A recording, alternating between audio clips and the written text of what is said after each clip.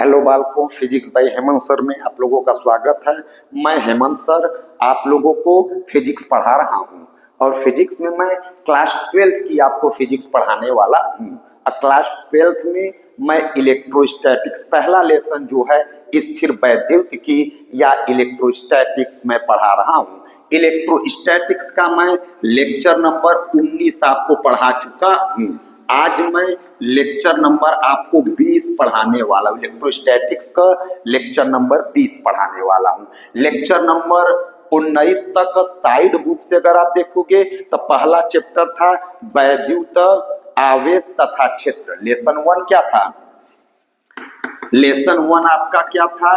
वैद्युत आवेश, वैद्युत आवेश तथा क्षेत्र था।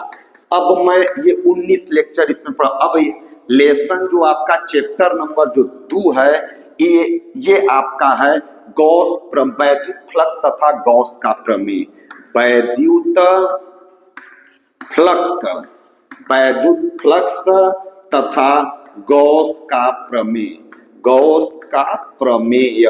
तो मेरा ये 19 लेक्चर मैं इसका पढ़ा चुका हूं। अब मैं लेक्चर नंबर 20 से आपका लेसन नंबर 2 स्टार्ट करने वाला हूं, जो कि चैप्टर का नाम क्या है बेटा? साइड बुक में आप देखोगे तो वैद्युत फ्लक्स तथा गॉस का प्रमेय है। क्या है? वैद्युत फ्लक्स तथा गॉस का प्रमेय है। तो अब मैं लेक्चर नंबर 20 अपना स्टार्ट करने वाला हूं। आप लेसन 2 डाल दो। लेसन 2 आप अपने कॉपी में डाल दोगे। लेसन 2 में चैप्टर 2 में चैप्टर का नाम क्या है? वैद्युत फ्लक्स तथा गॉस का प्रमेय। चलो अब इसमें मैं आपको जो पहला हेडिंग पढ़ाने वाला हूं बेटा वो है क्षेत्रफल वेक्टर। क्या है? क्षेत्रफल वेक्टर। ये मोस्ट इंपॉर्टेंट टॉपिक है। जब तक ये चैप्टर चलेगा तब तक क्षेत्रफल वेक्टर भी आपका चलता रहेगा। जब तक ये चैप्टर चलेगा तब तक आपका क्षेत्रफल वेक्टर चलता रहेगा। तो क्षेत्रफल को आप बेटा किससे दिखाते हो? ए से। यह कैसी राशि होती है? यह अदिश राशि होती है, ठीक। लेकिन क्षेत्रफल वेक्टर अगर पूरी में क्षेत्रफल वेक्टर माने अब इसे किससे दिखाओगे आप? वेक्टर ए से। क्षेत्रफल वेक्टर को अब आप किससे दिखाओगे? वेक्टर ए से, यानी कि एरिया के ऊपर वेक्टर लग जाएगा। ये कैसी राशि होती है बेटा? तो यह एक सदिश राशि होती है। कैसी राशि होती है? सदिश राशि होती है, ठीक। तो आप क्षेत्रफल वेक्टर में क्या लिखोगे? तो क्षेत्रफल वेक्टर में आप पहले आप लिखोगे, लिख लो यह एक, लिखो बिंदु लगा के, यह एक सदिश राशि होती है। लिख लो यह एक सदिश। क्षेत्रफल वेक्टर कैसी राशि होती बेटा? तो क्षेत्रफल तो अदिश होती है, लेकिन वेक्टर शब्द लग जाने से ये सदिश हो गई। तो यह एक सदिश राशि होती है। दूसरा, इसे वेक्टर ए से व्यक्त करते हैं। इसे वेक्टर ए से व्यक्त करते हैं, ठीक। 2 पॉइंट हो गया। अब आपको पता है कोई भी राशि अगर सदिश होती है तो उसे व्यक्त करने के लिए अपने को 2 चीजों की आवश्यकता पड़ती है। पूछो कौन कौन सा? सर बता दो आप कौन कौन सा। अरे बेटा तुमको नहीं पता, क्लास 9 से पढ़ रहे हो? पूछो सर कौन कौन सा चापे पढ़े हो भाई? अरे कुछ तो पढ़ लिया करो। चलो नहीं पढ़े तो मैं बता भी देता हूँ।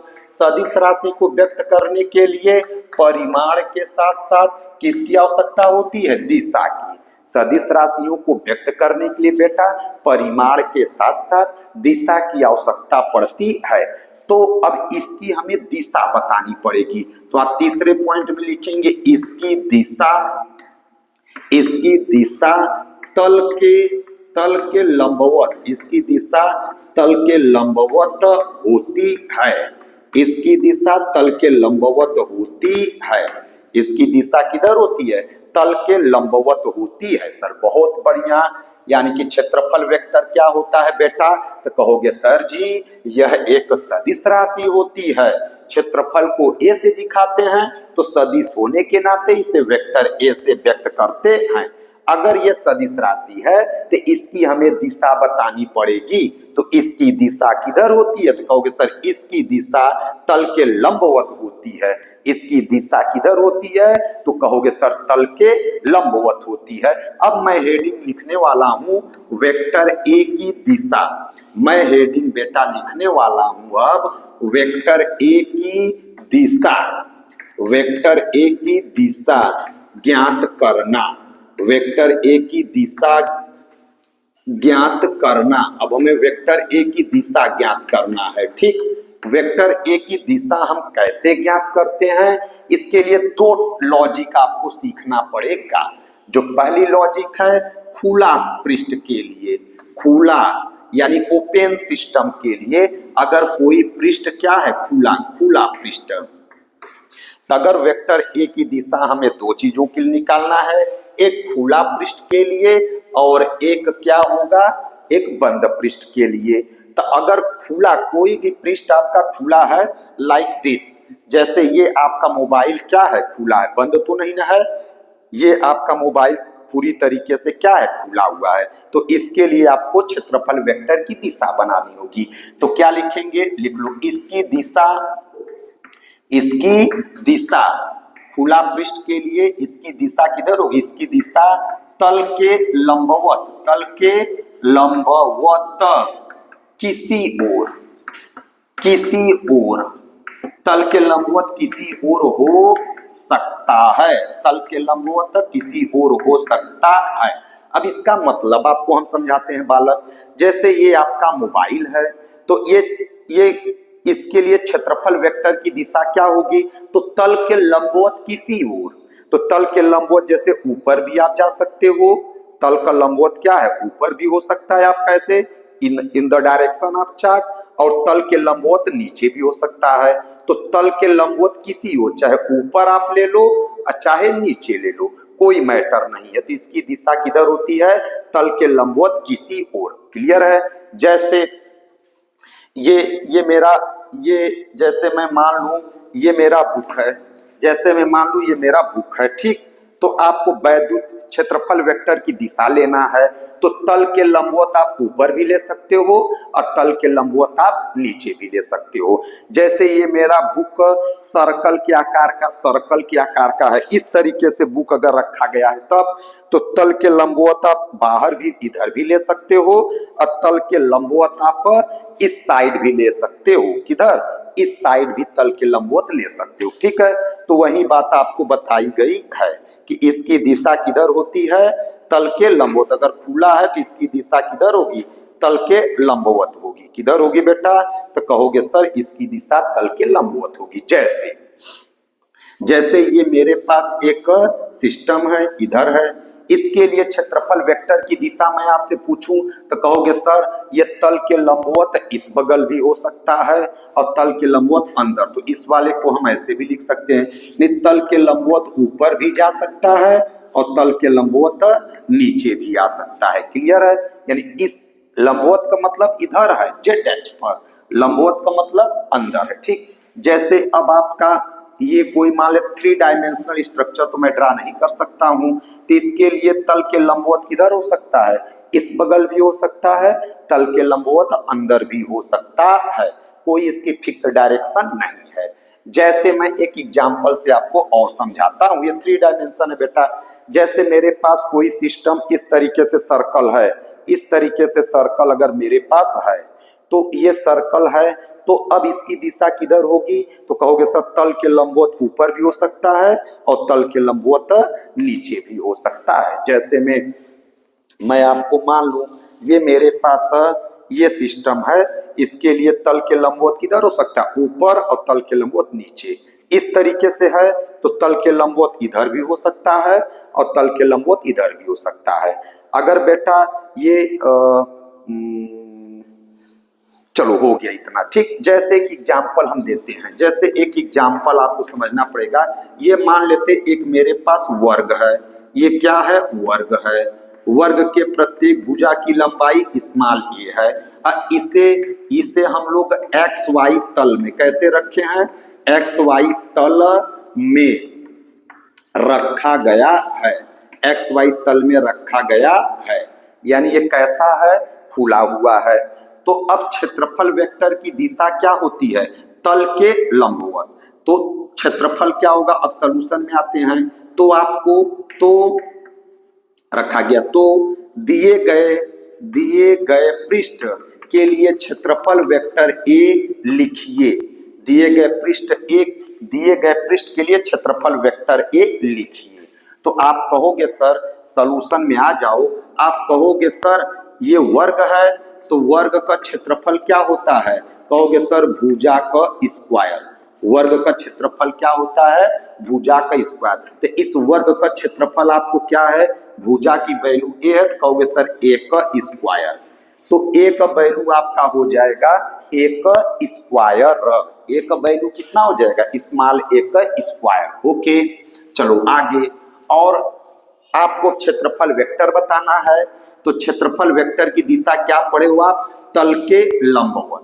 तो तल के लंबवत यानी एक्स वाई तल के लंबवत। तो एक्स वाई का क्षेत्रफल वेक्टर ए की दिशा किधर होगी, तो कहोगे सर एक्स वाई का लंबवत। तो एक्स वाई का लंबवत क्या होगा, जेड अक्ष, किसी भी ओर ले सकते हो। तो जेड अक्ष दो प्रकार का होता है, एक प्लस जेड अक्ष आपका आंसर आएगा। जेड अक्ष दो प्रकार का होता है, एक प्लस जेड अक्ष होता है और एक होता है माइनस जेड अक्ष। मैंने जेड अक्ष कैसे समझा कि जेड अक्ष पर जाएगा, क्योंकि इसकी तल किधर है, एक्स वाई में, और दिशा किधर होता है, तल के लंबवत। तो एक्स वाई का लंबवत क्या होता है, जेड अक्ष। एक्स वाई का लंबवत क्या होगा, जेड अक्ष। जेड अक्ष कितने प्रकार का होता है, दो प्रकार का, एक प्लस जेड अक्ष होता है, एक माइनस जेड अक्ष होता है। प्लस जेड अक्ष को किससे दिखाते हैं, के कैप से। माइनस जेड अक्ष को किससे दिखाते हैं सर, माइनस के कैप से। तो अब बताओ आपको क्षेत्रफल वेक्टर ए का वैल्यू कितना होगा, तो एक ए स्क्वायर के कैप भी हो सकता है, या क्षेत्रफल वेक्टर का जो वैल्यू है ए स्क्वायर माइनस के कैप भी हो सकता है। सर बहुत बढ़िया, समझ में अब आ गया हम लोगों को कि क्षेत्रफल वेक्टर की जो दिशा होती है खुले पृष्ठ के लिए तल के लंबवत होती है। तो तल किस अक्ष में है, एक्स वाई में, तो क्षेत्रफल वेक्टर एक्स वाई के लंबवत होगा। तो एक्स वाई के लंबवत का मतलब जेड अक्ष होगा। जेड अक्ष दो प्रकार का होता है, प्लस जेड अक्ष और माइनस जेड अक्ष। प्लस जेड अक्ष को के कैप से दिखाते हैं, माइनस जेड अक्ष को माइनस के कैप से दिखाते हैं। तो वेक्टर क्षेत्रफल वेक्टर का वैल्यू ए स्क्वायर के कैप या माइनस ए स्क्वायर के कैप होगा। सर बहुत बढ़िया, शानदार तरीके से समझ में आ रहा है। एक आध एग्जाम्पल और बता दो सर। ये बेटा, ये मेरे पास एक सर्कल है, ये मान लेते हैं मेरा एक डिस्क है, ये डिस्क मैंने ले लिया है, और ये मान लेते या सर्कुलर लूप है कोई भी, इसका रेडियस मान लेते हैं कैपिटल आर है। रेडियस इसका कितनी है, कैपिटल आर। इसको रखे हुआ वाई जेड तल में, कैसे रखे हो, वाई जेड तल में रखा गया है, वाई जेड तल में रखा गया है। तब आपको क्षेत्रफल वेक्टर क्या होगा आपको लिखना है।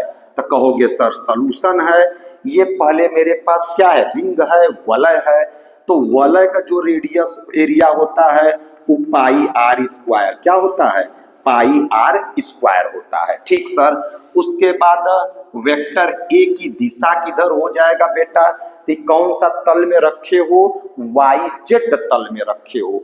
तो अब बताओ वाई जेड का लंबवत क्या होगा सर, वाई जेड का लंबवत क्या होगा, एक्स होगा, क्योंकि वाई जेड का लंबवत क्या होगा, एक्स अक्ष होगा। क्या होगा, एक्स अक्ष। अब एक्स अक्ष दो प्रकार का होता है, एक प्लस एक्स अक्ष होता है बेटा, और एक कहोगे सर एक माइनस एक्स अक्ष होता है। प्लस एक्स अक्ष को आई कैप से दिखाते हैं, माइनस एक्स अक्ष को माइनस आई कैप से दिखाते हैं। तो क्षेत्रफल वेक्टर की वैल्यू क्या होगा, पाई आर का स्क्वायर आई कैप, या क्षेत्रफल वेक्टर का value pi R square minus I cap होगा। सर बहुत बढ़िया समझ में आ रहा है कि क्षेत्रफल वेक्टर का दो दिशा होगा, यानी कि अगर एक्स वाई वाई जेड में रखा है तो एक्स यानी जो मिस रहेगा वही लिखना है। ठीक, तो मिला जुला कर आपको ये आंसर समझ में आ जाना चाहिए। सर बहुत बढ़िया। तो आपको नोट पॉइंट यही मिला है बेटा कि अगर एक्स वाई तल में रखोगे, किसमें एक्स वाई तल में रखोगे तो क्षेत्रफल वेक्टर की दिशा जेड अक्ष होगा। ठीक सर बहुत बढ़िया। अगर वाई जेड में रखोगे तब क्षेत्रफल वेक्टर की दिशा क्या होगा, एक्स अक्ष होगा। सर बहुत बढ़िया। तीसरा अगर एक्स जेड में रखे हो तब क्षेत्रफल वेक्टर की दिशा किधर होगा, वाई अक्ष की ओर होगा। ठीक, और जेड अक्ष को किससे दिखाते हो, अब जेड में भी दो अक्ष होता है, एक्स में भी दो अक्ष और इसमें भी कई अक्ष होगा, दो अक्ष हो जाएगा। तो इस तरीके से एक्स वाई है तो जो मिस है जेड हो गया, वाई जेड में क्या नहीं है, एक्स है तो एक्स हो गया, एक्स जेड में क्या नहीं है, वाई। तो क्षेत्रफल वेक्टर की दिशा ज्ञात करना सर हम लोग को आ गया है। अब बी वाला इसका पार्ट पढ़ते हैं, बंद पृष्ठ। बी वाला जो इसका हम लोग पढ़ेंगे बंद पृष्ठ के लिए, ये अब लिख लो आप बंद पृष्ठ। बंद पृष्ठ, बंद पृष्ठ अगर है तब तो लिख लो बंद पृष्ठ के लिए इसकी दिशा लिख लो, इसकी दिशा तल के लंबवत, तल के लंबवत, तल के लंबवत, तल के लंब कहोगे सर उसमें भी तल के लंबवत था, इसमें भी तल के लंबवत, अंतर क्या है, तो इसकी दिशा तल के लंबवत बाहर की ओर होती है, बाहर की ओर होती है, इसकी दिशा तल के लंबवत बाहर की ओर होती है। तो आप यही याद करेंगे, इसकी दिशा तल के लंबवत बाहर की ओर होती है। तल के लंबवत किधर होती है, बाहर की ओर होती है। जैसे बेटा इस के लिए आप दिशा जल्दी जल्दी बताओ, इस तल के लिए किधर होगा, कहोगे सर तल के लंबवत बाहर इधर। इसके लिए किधर होगा, कहोगे सर तल की बंद पृष्ठ है, ये क्या है, घन है, ये तो टोटली क्या है, बंद है। तो इस वाले के लिए तल के लंबवत इस बगल होगा, इस वाले के लिए तल के लंबवत इस बगल होगा, इधर होगा। इस वाले के लिए तल के लंबवत मेरे मुंह की तरफ होगा, नीचे वाले के लिए तल के लंबवत नीचे की ओर होगा, इस वाले के लिए तल के लंबवत इधर होगा। तो अगर बंद पृष्ठ है तो हमेशा बताना तल के लंबवत बाहर की ओर। अगर आपको न याद हो पाए तो आप एक ही आंसर याद कर लो, तल के लंबवत बाहर की ओर। क्या याद करना बेटा, कहोगे सर तल के लंबवत बाहर की ओर मुझे याद करना है। तो क्षेत्रफल वेक्टर के विषय में रिवीजन करते हैं, इसे वेक्टर ए से व्यक्त करते हैं, यह एक सदिश राशि होती है, इसकी दिशा तल के लंबवत, खुला पृष्ठ है तो तल के लंबवत किसी ओर जा सकते हो, बंद पृष्ठ है तो तल के लंबवत बाहर की ओर होती है। जैसे बेटा जैसे हम 3 डायमेंशनल है, आपको हमने बता रखा है, ये मान लेते घन है, तो अब आप बताओ इस वाले पृष्ठ के लिए, ये जो मेरे पास पृष्ठ है इस पृष्ठ के लिए किधर होगा, कहोगे सर तल के लंबवत बाहर। इस ये जो नीचे वाला पार्ट है तो कहोगे सर तल के लंबवत बाहर। ये जो मेरे साइड वाला पार्ट है बेटा, कहोगे सर तल के लंबवत बाहर। ये जो ऊपर वाला सरफेस है कहोगे सर तल के लंबवत बाहर। इस तरीके से आप क्षेत्रफल वेक्टर को अंजाम दोगे। सर एक और एग्जांपल बताओ बेटा, अगर तुम्हारा इस तरीके से कोई पृष्ठ दिया गया है, इस तरीके से पृष्ठ है, तब आप क्या बताओगे, कहोगे सर मजे वाली बात आपने कर दिया, इस पृष्ठ के लिए तल के लंबवत बाहर इस बगल जाओगे, इस पृष्ठ के लिए तल के लंबवत बाहर इस बगल जाओगे। ये जो गोलाकार आइटम है तो मान लेते हैं ये मेरा गोलाकार जो आइटम है, तो इसके लिए मेरे पास कुछ स्पेशल एग्जांपल तो नहीं है बेटा। जैसे यही है, यही मान लो बुक मैंने बना दिया, तो यहाँ पर अगर पूछा जाएगा तो कहोगे सर तल के लंबवत बाहर, यहाँ पर पूछा जाएगा तो तल के लंबवत बाहर इधर, यहाँ पर पूछेंगे तो तल के लंबवत बाहर, इस वाले जगह पर बेटा पूछेंगे तो कहोगे तल के लंबवत नीचे, इस वाले के लिए पूछेंगे तो कहोगे सर तल के लंबवत इस बगल, इस वाले के लिए पूछेंगे तो कहोगे सर तल के लंबवत इस बगल। तो समझ में आ गया सर। जैसे यहाँ पर मैं एक छोटा सा पार्ट ले लूं तो इसके लिए आप कहोगे सर तल के लंबवत बाहर। अगर मैं यहाँ पर एक छोटा सा पार्ट ले लूं तो कहोगे सर तल के लंबवत इस बगल। तो आपको क्षेत्रफल वेक्टर बेटा समझ में आ गया होगा। यस सर, बहुत अच्छे से समझ में अपने को आ गया है, एकदम नहीं इसमें घबराना है। ओके सर, बहुत बढ़िया। जैसे एक एग्जाम्पल है बेटा, चलो अब आपको समझ में आ गया है तो मैं आगे चलता। जैसे एक मान लो ये गोलाकार है, ये गोला है, इसका सेंटर वो है, तो यहाँ पर आपसे क्षेत्रफल वेक्टर पूछा जाए कहोगे सर तल के लंबवत बाहर। यहाँ पर अगर आपसे पूछा जाए कहोगे सर तल के लंबवत बाहर। यहाँ पर पूछा जाए कहोगे सर तल के लंबवत बाहर। यहाँ पर पूछा जाए कहोगे सर तल के लंबवत बाहर इस साइड। यहाँ पर पूछा जाए तो कहोगे सर तल के लंबवत इस साइड। यहाँ पर पूछा जाए कहोगे सर तल के लंबवत इस साइड। यहाँ पर पूछा जाए कहोगे सर तल के लंबवत इस साइड। यहाँ पर पूछा जाए कहोगे तल के लंबवत इस साइड। इस तरीके से आप बता सकते हो। हाँ सर, मैं बता सकता हूँ एकदम आराम से। ओके, बहुत बढ़िया बेटा। जैसे में बहुत सारे एग्जाम्पल्स मैं आपको दे सकता हूँ। ठीक, तो आपको याद करना है क्षेत्रफल वेक्टर की दिशा सदैव तल के लंबवत बाहर की ओर होती है। ओके सर, जैसे में अगर मैं आपसे कहूं कि ये एक्स एक्सिस है, ये वाई एक्सिस है, ये मेरे स्वेडो पार्ट है, इसको मैंने ठीक, ये जो मेरा जो पार्ट है इसके लिए बताओ किधर होगा। इसकी ये वर्ग है, इसके ये मान लेते ये मेरे पास क्या है वर्ग है। अब आप बताओ क्षेत्रफल वेक्टर क्या होगा। तो कहोगे सर इसका जो क्षेत्रफल वेक्टर आनी है ये किस तल में आप रखे हो। इसकी जो क्षेत्रफल होगा वो भुजा का स्क्वायर ए होगा। इसकी जो तल है ये किस में रखा है तो कहोगे सर एक्स एक्सिस पर रखे हो और वाई एक्सिस पर। तो ये एक्स वाई तल में है। कैसे है?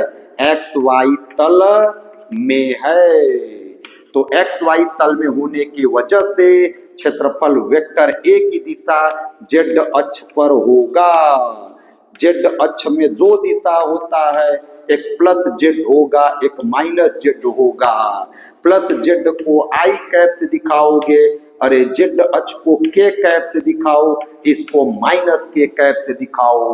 तो कहोगे सर दिए गए चित्र में एक दिशा ए स्क्वायर इसकी वैल्यू है, लेकिन यहाँ पर के कैप भी ले सकते हो। ए स्क्वायर इसकी वैल्यू है, यहाँ पर माइनस के कैप लिख सकते हो, बिकॉज ये खुला वाला पृष्ठ है।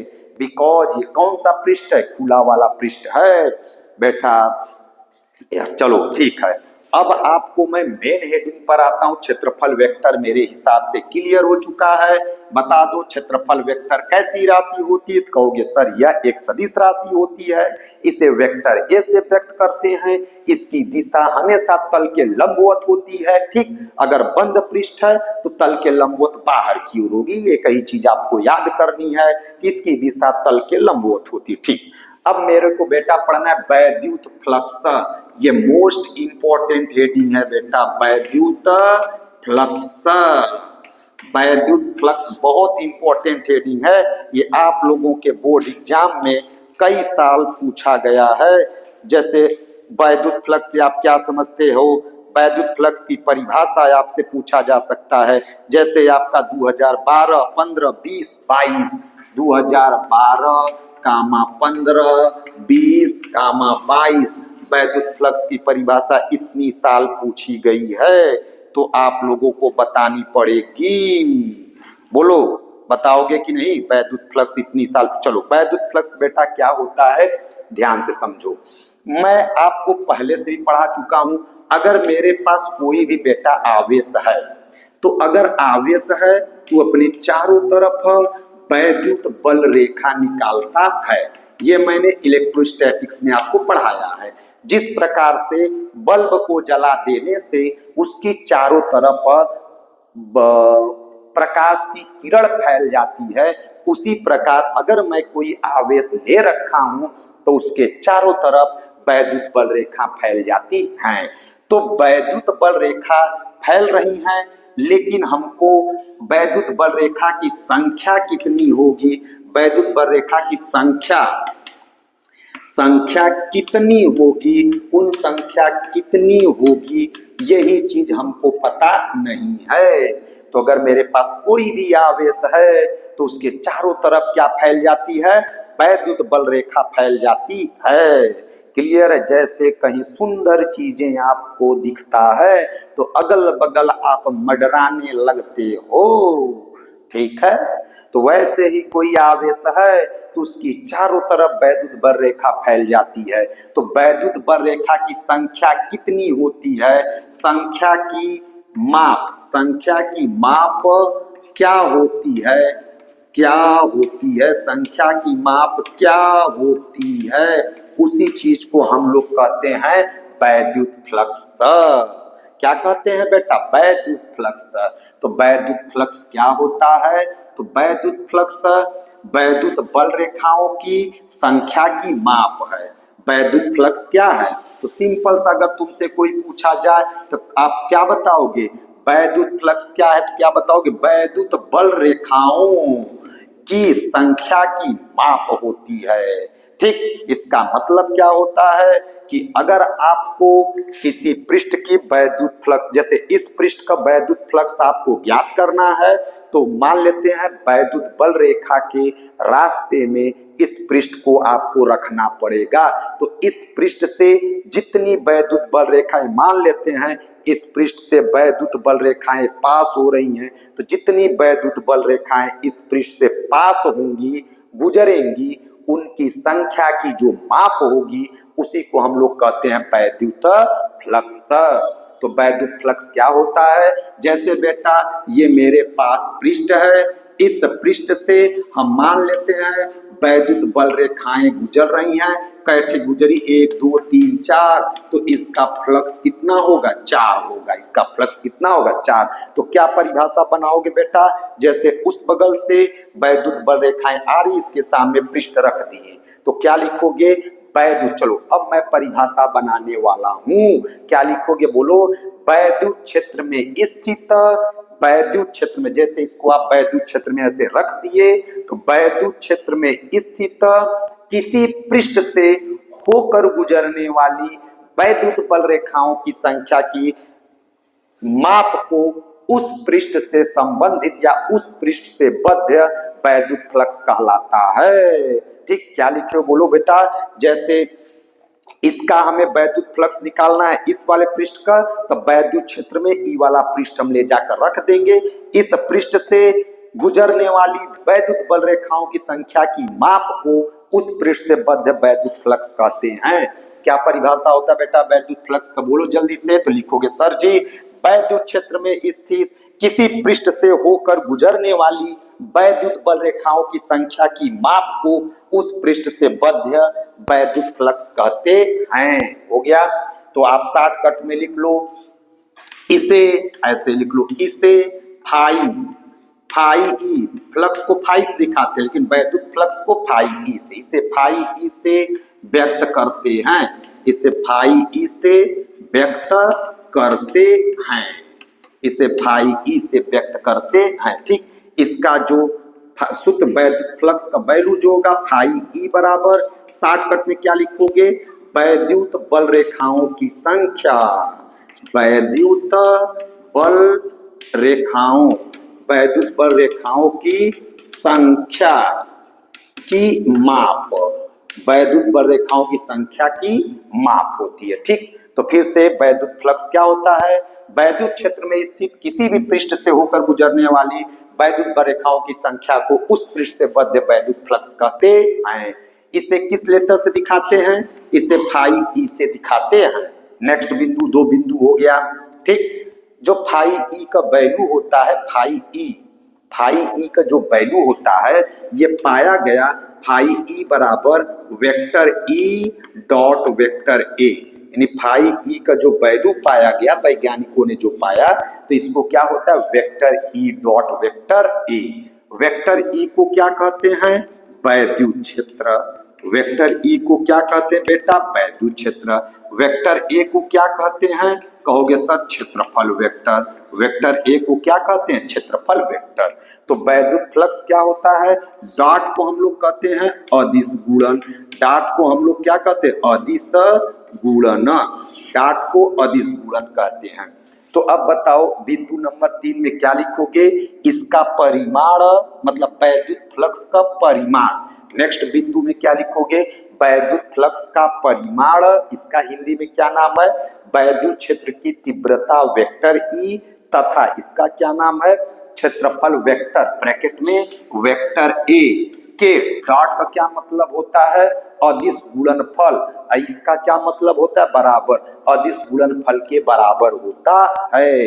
क्या मैंने डिफिनेशन बना दिया? बोलो भाई। तो क्या लिखोगे आप बिंदु लगाकर नोट पॉइंट में?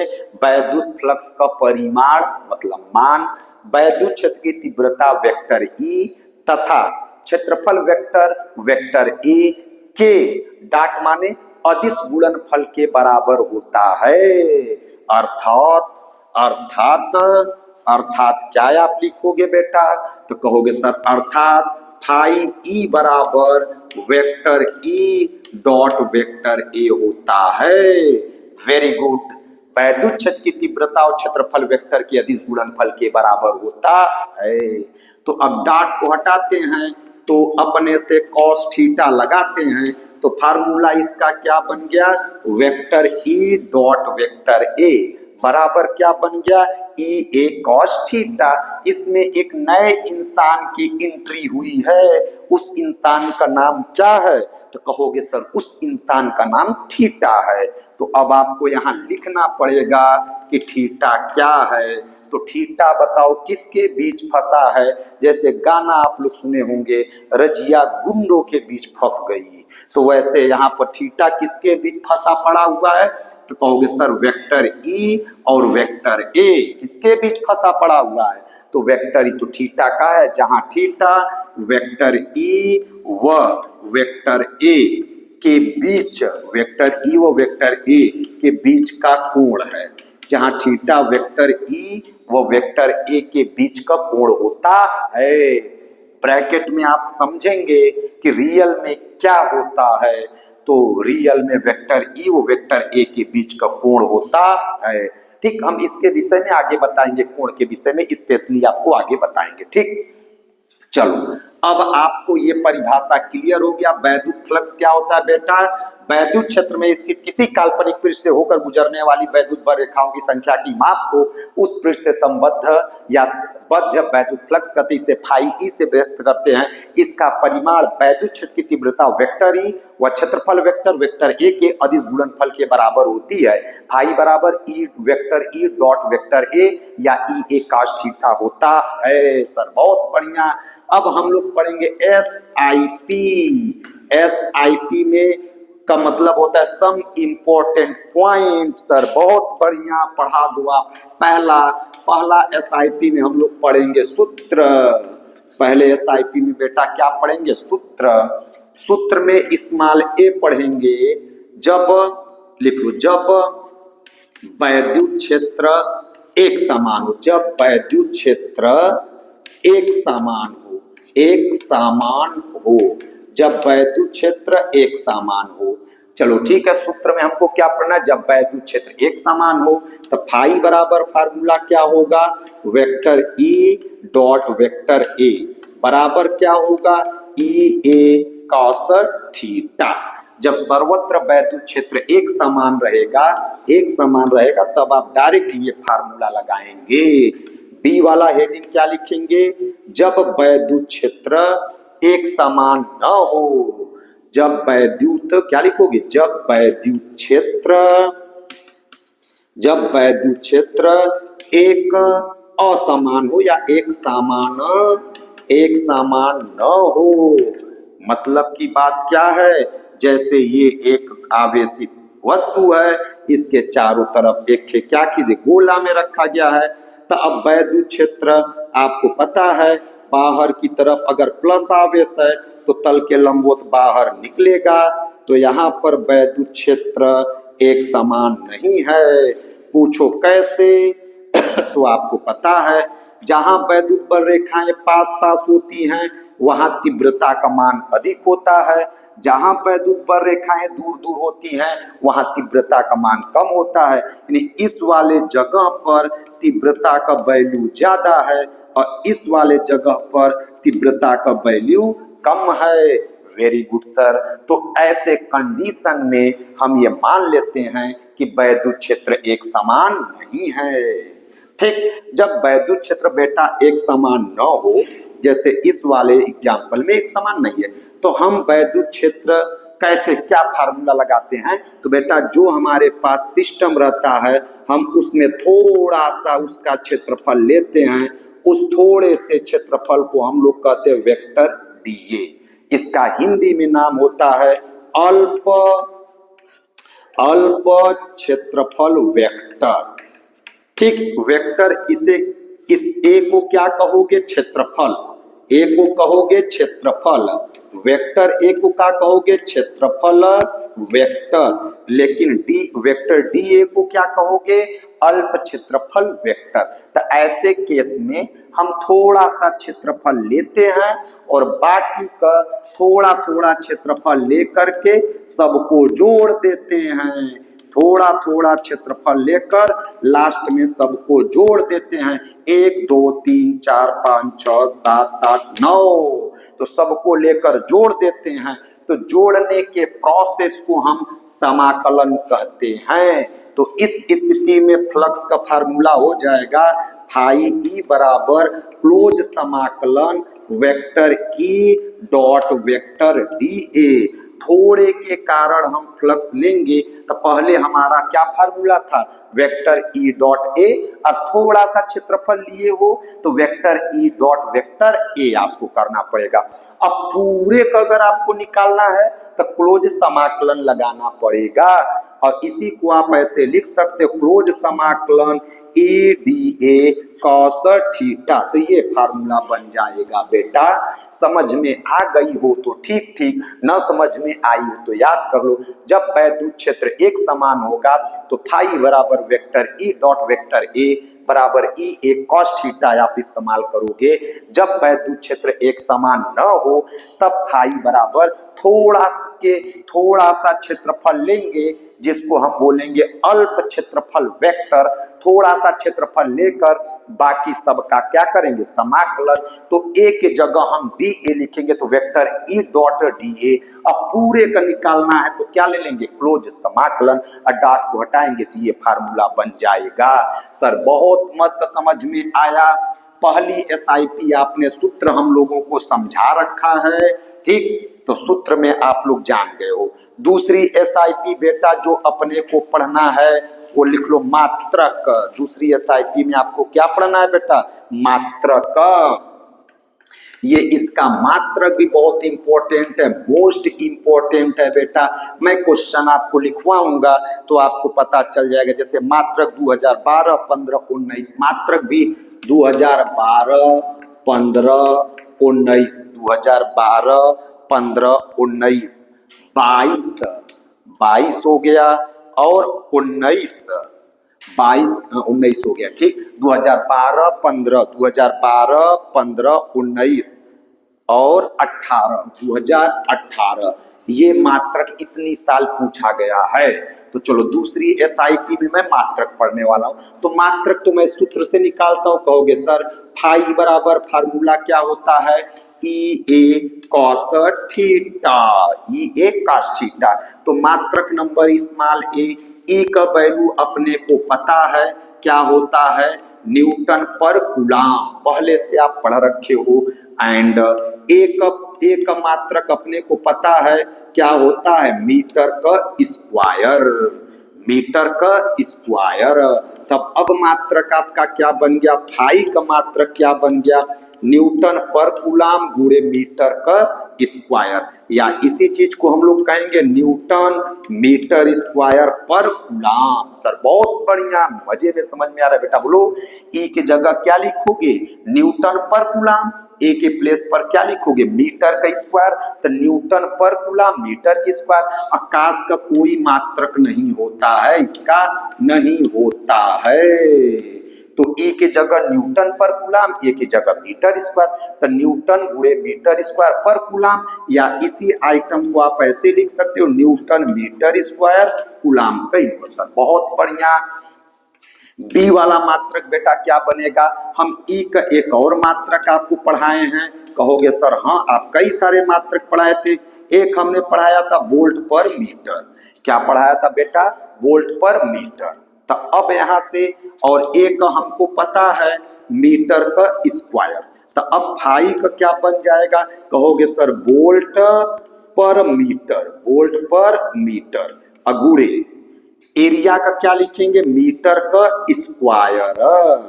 तो मीटर, एक मीटर से एक मीटर कैंसिल, तो क्या बना बेटा, कहोगे सर वोल्ट गुणे मीटर, वोल्ट गुणे मीटर। या भी एम इसको लिख सकते हो, भी गुणे एम, वोल्ट गुणे मीटर। सर बहुत बढ़िया, दो मात्रक आपने बता दिया।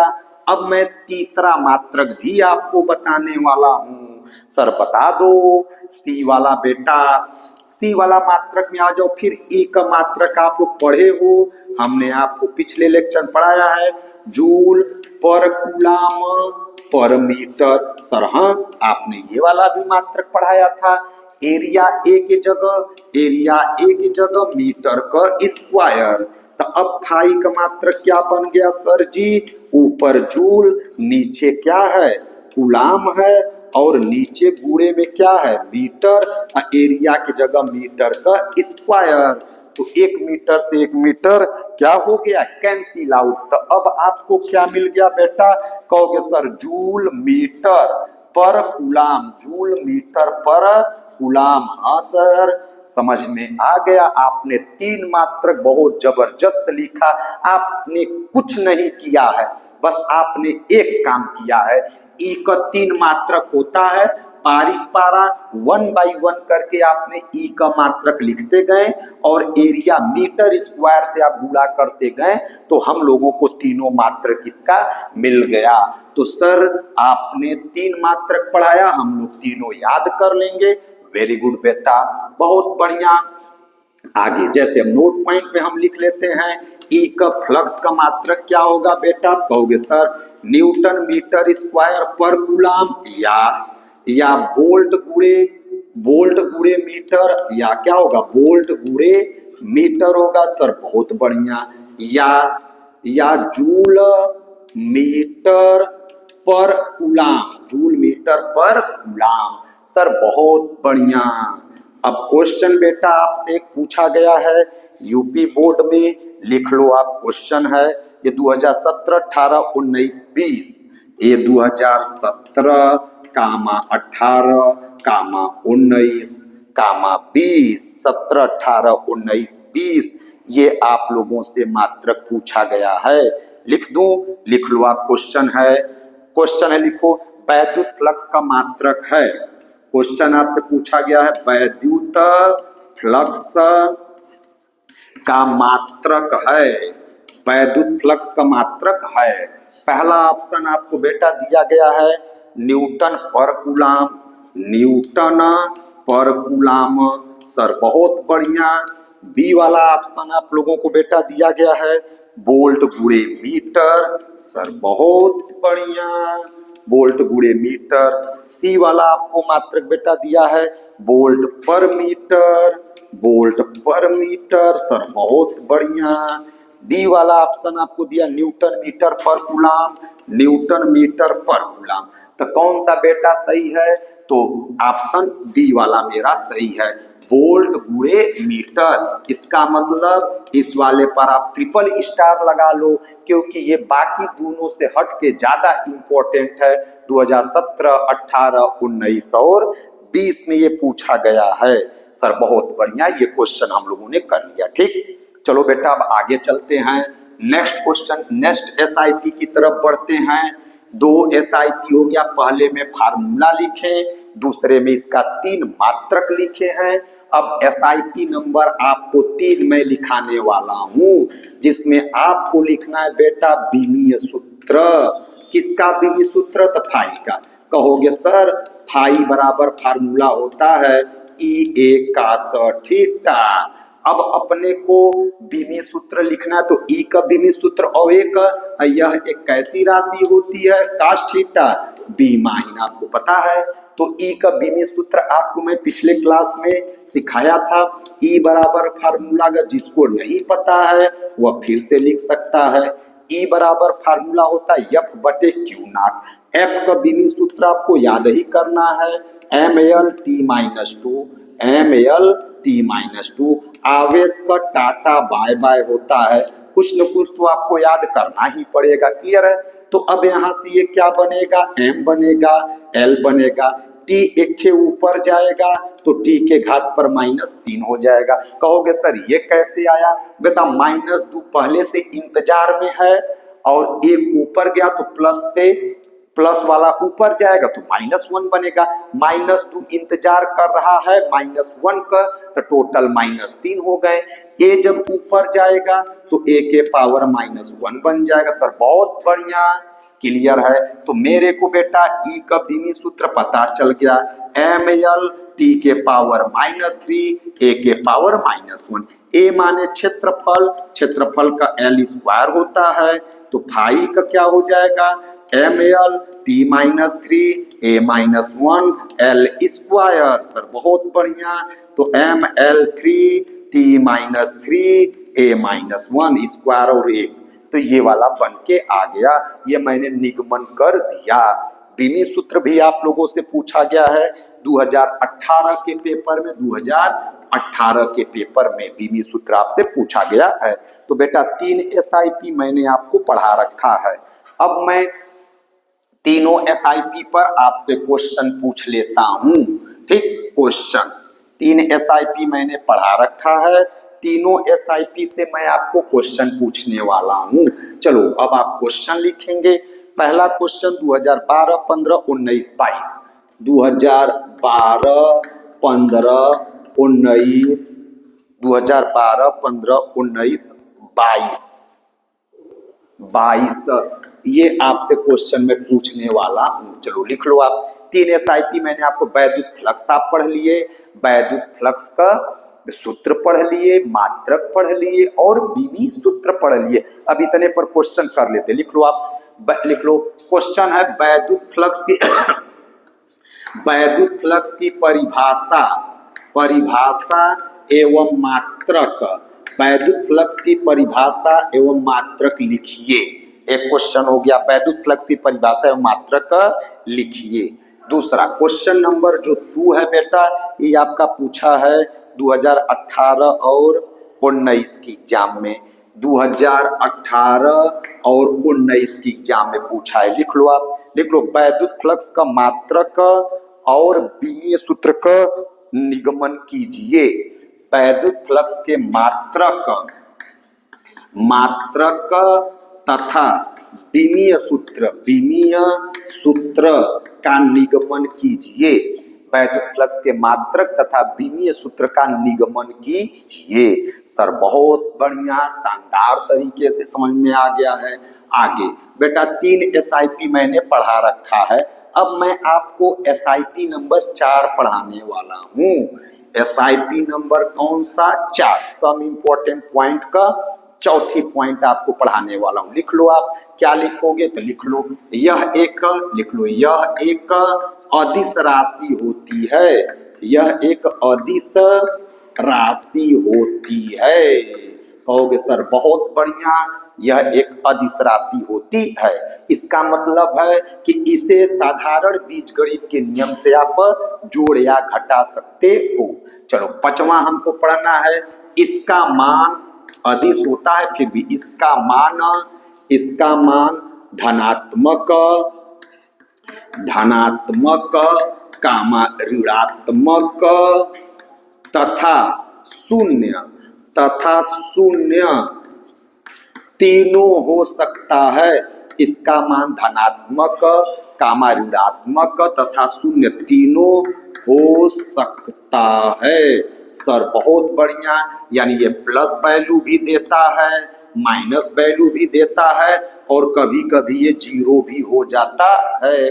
कुछ ऐसी कंडीशन आती है कि ये वाला अंजाम देता है। ठीक, बहुत बढ़िया सर, 5 SIP आपने पढ़ा दिया। अब मेरे को ये पढ़ना है कि इसका मान धनात्मक कब होगा, अब मेरे को ये पढ़ना इसका मान ऋणात्मक कब होगा, अब मेरे को ये पढ़ना इसका मान शून्य कब होगा। तो स्मॉल ए पॉइंट में बेटा आपको लिखना है धनात्मक फ्लक्स। क्या लिखना है आपको? धनात्मक फ्लक्स। स्मॉल ए पॉइंट में आपको लिखना है धनात्मक फ्लक्स। चलो भैया, स्मॉल ए पॉइंट में अपने को धनात्मक फ्लक्स लिखना है तो लिख लो आप धनात्मक फ्लक्स में रोमन अंक पहला कि आपको पता लिख लो प्लस क्यू आवेश, प्लस क्यू आवेश के कारण, प्लस क्यू आवेश के कारण फ्लक्स का मान धनात्मक होता है। लिख लो प्लस क्यू आवेश के कारण फ्लक्स का मान धनात्मक होता है। दूसरी पॉइंट हम लोग क्या पढ़ेंगे बेटा, अगर मेरे पास प्लस क्यू आवेश है तो मेरे को आइडिया है कि वैद्युत बल रेखा क्या होगी, बाहर की ओर निकलेगी। वैद्युत बल रेखा किधर होगी, बाहर की ओर निकल रही है। तो अगर प्लस क्यू के कारण, प्लस क्यू के कारण फ्लक्स है, अब प्लस क्यू के कारण बाहर भी होता है, तो इसका अर्थ है कि वैद्युत फ्लक्स किसी भी तल से अगर वैद्युत फ्लक्स बाहर की ओर निकल रही है तो फ्लक्स का वैल्यू क्या होगा, जीरो। इसका दूसरा क्या, फिर से बताओ बेटा, क्या समझे हो कि अगर प्लस क्यू आवेश, भाई वैद्युत फ्लक्स किससे मिलता है, आवेश के कारण। आवेश रखोगे तब वो वैद्युत बल रेखा चारों तरफ फैलाएगा, जब वैद्युत बल रेखा चारों तरफ फैलाएगा तो उसकी संख्या हम माप लेंगे, उसी को हम लोग कहते हैं वैद्युत फ्लक्स। तब प्लस क्यू के कारण क्या मिलेगा, प्लस मिलेगा। अब प्लस क्यू आवेश के कारण वैद्युत बल रेखाएं बाहर निकलती हैं, इससे हम अर्थ तर्क लगा लेते हैं कि अगर किसी भी पृष्ठ से वैद्युत बल रेखाएं बाहर की ओर निकल रही हैं तो फ्लक्स का वैल्यू क्या होगा, फ्लक्स का वैल्यू धनात्मक होगा। तो दूसरे वाली लाइन में क्या लिखेंगे, यदि किसी पृष्ठ से वैद्युत बल रेखाएं बाहर की ओर निकल रही हो, यदि किसी पृष्ठ से वैद्युत बल रेखाएं बाहर की ओर निकल रही हो तो उसके कारण फ्लक्स का मान धनात्मक होगा। तो उसके कारण फ्लक्स का मान धनात्मक होगा। जैसे ये मान लेते हैं मेरे पास कोई पृष्ठ है और वैद्युत बल रेखाएं इससे बाहर की तरफ निकल रही हैं तो फ्लक्स का वैल्यू क्या होगा, फ्लक्स का वैल्यू प्लस हो जाएगा। तो इसके कारण जो फ्लक्स मिलेगा वो प्लस होगा। तीसरी बात बेटा क्या है, एक बात, दो बात, तीन बात। तीसरी जो ए धनात्मक फ्लक्स में एक हो गया प्लस क्यू, दूसरा रोमन अंक हो गया बाहर, अगर वैद्युत बल रेखाएं बाहर निकली तो भी फ्लक्स का वैल्यू प्लस होगा। तीसरी बेटा आप फाई बराबर फार्मूला पढ़े हो, ई ए कास थीटा, यानी फ्लक्स का वैल्यू किस पर डिपेंड कर रहा है, कास थीटा पर। अपने को पता है मेरे पास 4 घर होता है तो पहले वाले में आल पॉजिटिव, पहले वाले में क्या पढ़े हो, आल पॉजिटिव। ठीक, तो इसका मतलब क्या है कि अगर थीटा का मान, इस वाले को 0 अंश कहते हो, इस वाले को 90 अंश कहते हो, अगर थीटा का मान 90 अंश से कम है तो ये फर्स्ट चतुर्थांश में आएगा, फर्स्ट कोऑर्डिनेट में आएगा। तो पहले वाले में सब के सब ट्रिग्नोमेट्री फंक्शन क्या होते, प्लस, यानी पहले वाले में कास का वैल्यू क्या होगा, प्लस। अगर कास का वैल्यू प्लस है तब फाई का भी वैल्यू क्या होगा, प्लस होगा। तो क्या लिखोगे, इस आधार पर, इस सिस्टम पर आपको क्या लिखना है बेटा, तो कहोगे सर रोमन अंक तीसरे नंबर का पॉइंट लिखेंगे। क्या लिखेंगे, यदि थीटा इज लेस देन 90 हो तो काश थीटा धनात्मक होगा, काश थीटा धनात्मक होगा, अर्थात फ्लक्स भी धनात्मक होगा, फ्लक्स भी क्या होगा, धनात्मक होगा। इस तरीके से आप धनात्मक फ्लक्स पढ़ लिए हो। अब आपको बालक क्या पढ़ना है, इसकी बी वाला पॉइंट अपने को पढ़ना है। ये ए पॉइंट है, ये बी पॉइंट है, ये सी पॉइंट है। अब मेरे को बी पॉइंट में हेडिंग लिखना है ऋणात्मक फ्लक्स। ऋणात्मक फ्लक्स अपने को पढ़ना है। तो अब पहला यानी प्लस क्यू के कारण प्लस, तो माइनस क्यू के कारण, माइनस क्यू के कारण फ्लक्स का वैल्यू क्या होगा, माइनस। ठीक, माइनस का मतलब क्या है, अंदर प्रवेश करना, अंदर प्रवेश करना।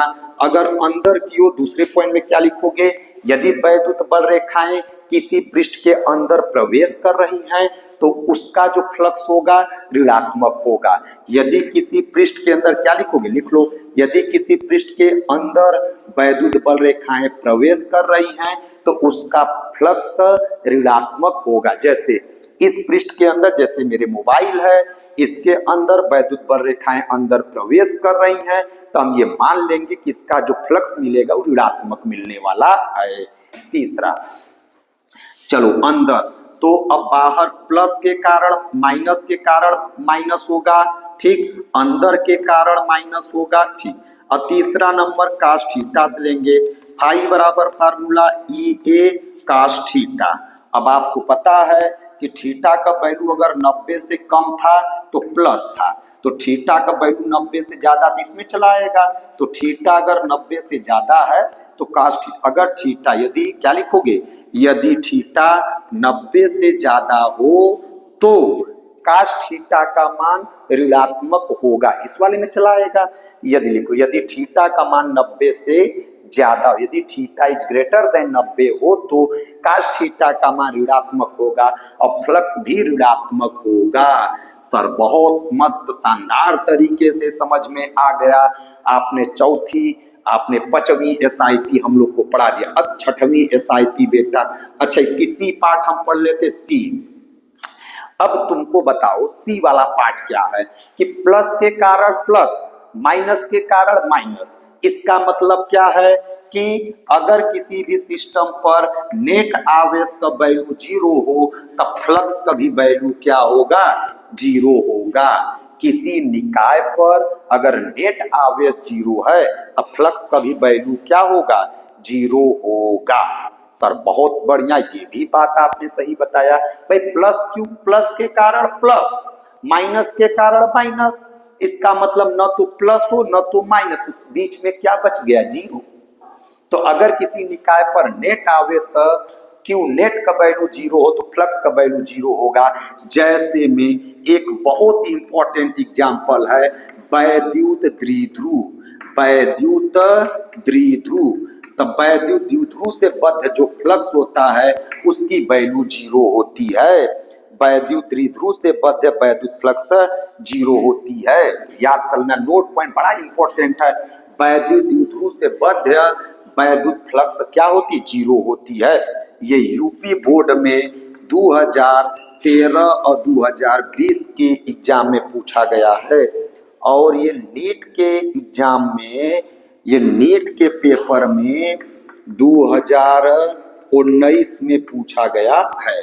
चलो फिर से आओ बेटा, वैद्युत फ्लक्स का मान 0 कब होगा, तो जब किसी निकाय पर नेट आवेश मतलब टोटल आवेश, आवेश नहीं टोटल आवेश अगर 0 है तो फ्लक्स का वैल्यू 0 होगा। जैसे इसका सटीक एग्जांपल क्या है, वैद्युत द्विध्रुव। वैद्युत द्विध्रुव क्या होता है बेटा, एक ऐसा निकाय होता है जिसके एक सिरे पर प्लस क्यू दूसरे सिरे पर माइनस क्यू, तो आवेश प्लस क्यू माइनस क्यू है, तो क्यू टोटल, टोटल आवेश का वैल्यू क्या हो जाएगा, 0, जितना प्लस उतना माइनस। तो इसीलिए लिख दिए वैद्युत द्विध्रुव के कारण फ्लक्स का वैल्यू 0 होता है। ये यूपी बोर्ड 2013-2020 ऑब्जेक्टिव का क्वेश्चन है और नीट 2019 में पूछा गया है। सर बहुत बढ़िया, शानदार है, समझ में भी आ गया। चलो एक हो गया सी वाले नेट का, एक हो गया क्यू नेट। दूसरा है इसका रोमन अंक का, एक हो गया बेटा दूसरा।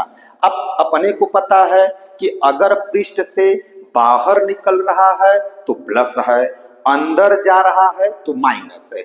इसका मतलब क्या है, जितनी वैद्युत बल रेखाएं अंदर प्रवेश करें अगर उतनी वैद्युत बल रेखाएं बाहर निकल जाएं तो उस पृष्ठ से बद्ध वैद्युत फ्लक्स 0 होगा। तो क्या लिखोगे, दूसरे लाइन में क्या लिखोगे, बाहर जाने को प्लस, अंदर जाने को माइनस। अगर कोई एक पृष्ठ है, इससे वैद्युत बल रेखाएं 3 के बाहर जा रही हैं और 3 वैद्युत बल रेखाएं अंदर, तो बाहर माने प्लस, अंदर माने माइनस, तो +3 अब +-3, तो टोटल आंसर क्या हो गया 0। तो क्या लिखोगे, किसी भी पृष्ठ से बाहर, किसी भी पृष्ठ में प्रवेश करने वाली वैद्युत बल रेखाओं की संख्या कैसे लिखोगे, यदि किसी भी पृष्ठ में प्रवेश करने वाले, किसी भी पृष्ठ में प्रवेश करने वाली वैद्युत बल रेखाओं की संख्या व बाहर निकलने वाली वैद्युत बल रेखाओं की संख्या परस्पर बराबर हो तो फ्लक्स का मान 0 होगा, तो फ्लक्स का मान 0 होगा। सर बहुत बढ़िया। ये वाली आपका ये जो दूसरा है यानी कि फ्लक्स का वैल्यू 0 होगा, ये आपका नीट 2023 में, ये जो बी वाला दूसरा रोमन अंक पढ़े हो, ये नीट 2023 का एक क्वेश्चन था, उसकी आंसर ये सही है। जैसे फाई बराबर आपको क्वेश्चन दिया गया था नीट 2023 में, फाई बराबर या ऐसे दिया था, क्लोज समाकलन vector E dot vector D A बराबर 0 है, तो इसका क्या अर्थ है, तो फ्लक्स का value E dot D A को हम लोग हिंदी भाषा में क्या कहते हैं, फ्लक्स, यानी फ्लक्स का वैल्यू 0 है। तो इसका यही मतलब है कि किसी भी पृष्ठ के अंदर प्रवेश करने वाली वैद्युत बल रेखाओं की संख्या व पृष्ठ से बाहर निकलने वाली वैद्युत बल रेखाओं की संख्या आपस में समान है, यानी अंदर प्रवेश करने वाली वैद्युत बल रेखाओं की संख्या, बाहर निकलने वाली वैद्युत बल रेखाओं की संख्या आपस में समान है, तभी फ्लक्स की वैल्यू 0 है। तो यही वाला ऑप्शन सही था नीट 2023 के पेपर में। सर बहुत बढ़िया, एकदम शानदार तरीके से समझ में आ रहा है, बिल्कुल अच्छे से आ रहा है। ठीक, अब इसके शून्य का हम तीसरी वाला पॉइंट पढ़ेंगे। पहला हमने शून्य, हेडिंग मेरा सी वाला क्या है, शून्य फ्लक्स। तो शून्य फ्लक्स में क्यू नेट का वैल्यू 0 हो, अंदर वाला बराबर बाहर वाला। ठीक, तीसरा फाई बराबर फार्मूला क्या पढ़े बेटा, कहोगे सर ई ए काश थीटा। तो अगर थीटा बराबर 90 अंश या 270 है तो फाई बराबर भी क्या हो जाएगा, 0। फाई बराबर भी क्या हो जाएगा, 0। तो सर इस तरीके से आपने अच्छे से समझ में आ गया है।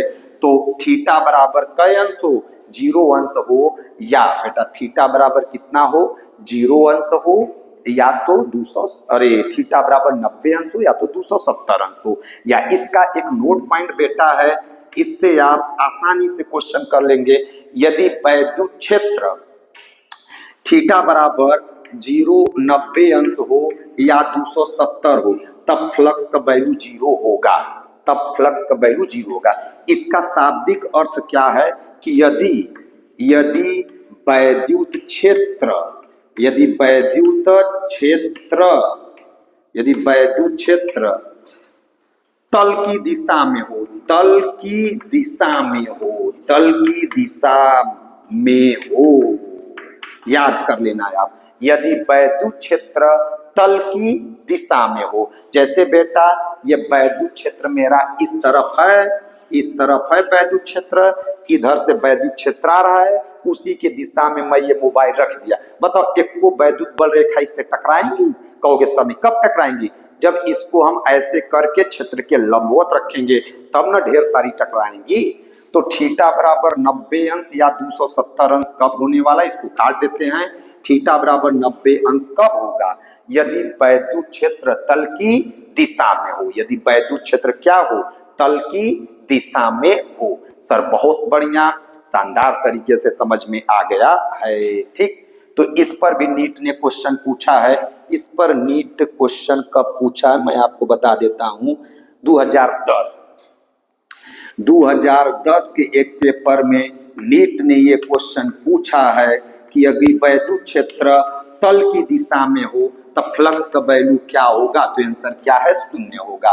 वैद्युत क्षेत्र तल की दिशा में हो तो फ्लक्स का वैल्यू क्या होगा, 0 होगा।